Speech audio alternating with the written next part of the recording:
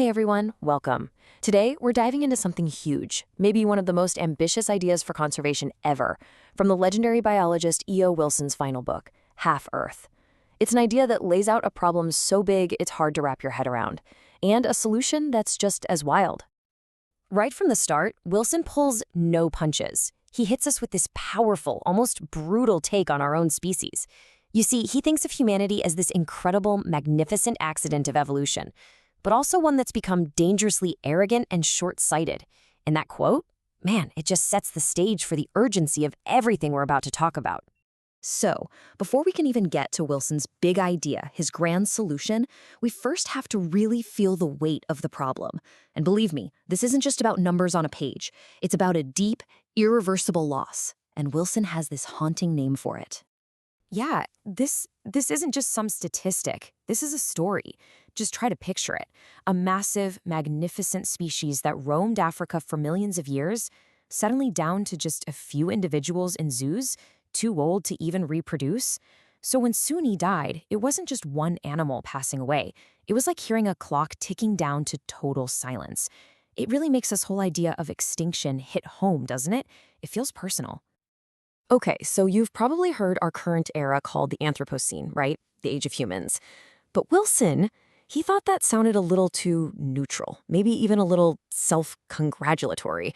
So he came up with his own term, the Eremocene. It comes from a Greek word that means lonely or desolate. Wow, that's a powerful way to reframe it, isn't it? It forces us to ask, is a world run by humans, our farms and our pets, really the world we want to live in? All right, so this feeling of loneliness, this sense of loss, it's not some random accident. Wilson argues that it's the direct result of very specific things we're doing. So let's break down exactly how this crisis is happening. Okay, just look at this number for a second. The science Wilson points to, it suggests that the rate we're losing species right now is up to 1,000 times higher than the normal, natural background rate, before we humans were everywhere. Let's be clear. This is not a natural cycle. This is a full-blown biological catastrophe. And in this story, we are the asteroid. So to make this easier to remember, scientists came up with this really clever acronym, HIPPO. The H is for habitat destruction, and man, it's the undisputed heavyweight champ when it comes to causing extinction. Then you've got I for invasive species. Think about stuff like a fungus that can wipe out entire species of frogs. P is for pollution, which is just devastating our rivers and lakes. The second P is for our own population growth and all the stuff we consume. And finally, O is for overhunting and overfishing, basically emptying out our forests and our oceans. All right, so here's another number for you, 90%. And this one connects right back to that H in HIPPO, habitat loss. And what this reveals is this terrifying, kind of hidden danger that we don't usually see until it's too late. And this is where things get really scary, but also kind of fascinating. It turns out there's a pretty solid mathematical link between how much habitat you have and how many species can live there. So get this, when you chop down 90% of a forest, you don't lose 90% of the animals right away. But what you have done is sentence about half of them to a slow-motion death. Their populations just become too small, too isolated to survive in the long run. It's called extinction debt. It's like we've spent a fortune on a credit card, and sooner or later, that bill is going to come due. Okay, so that's a lot. The problem feels absolutely overwhelming, right? Almost paralyzing.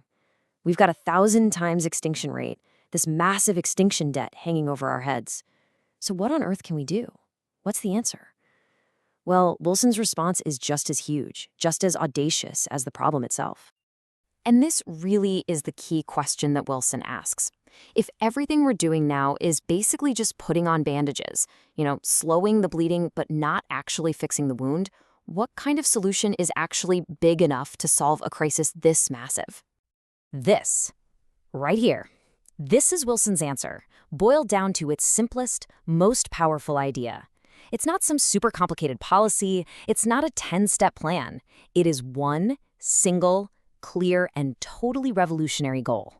So here it is. Wilson proposes that we commit to setting aside 1/2 of the entire planet. We're talking land and sea, as a giant, untouchable nature reserve.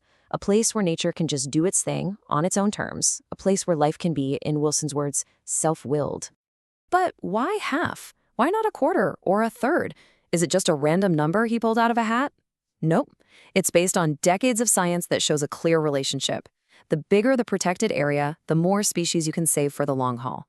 And the math, based on all that research, suggests that if we protect half the planet, we could save over 80% of all species. We'd basically be moving the planet's life support systems out of the ER and into a stable, safe recovery zone. But this idea is also about something else. It's about a huge shift in how we even think about this stuff. You see, for a long time, conservation has been like this endless battle. We're always on the defensive, fighting one extinction crisis after another, with no real end in sight. Wilson says, look, we humans are wired to work towards big goals. And half Earth, that's a finish line. It's a clear, definable victory that all of humanity could rally behind and actually achieve. It's something we could win. So what Wilson's idea really does is it forces us to a crossroads. We have to make a fundamental choice. This isn't just about the tactics of conservation anymore. It's about what kind of planet we want to live on. What is our relationship going to be with everything else that lives here? Okay, so one path, the one Wilson really pushes back against, is this idea that our job now is to just manage a damaged planet. The folks who hold this view basically say, hey, we're like gods now, so let's get good at it. They think we should treat nature like a garden that we manage for our own benefit. In that world, we're the bosses. But Wilson, he points us down a totally different path, and it's guided by this incredible quote from the explorer Alexander von Humboldt. This worldview is all about humility. It says, hold on a second, we don't even begin to understand how complex this planet is. The most dangerous thing we could possibly do is get arrogant and think we're smart enough to run the whole show. The wisest thing, just protect what's left and let it be. So E.O. Wilson has laid it all out for us. The stakes, what's causing the crisis, and this incredibly ambitious solution.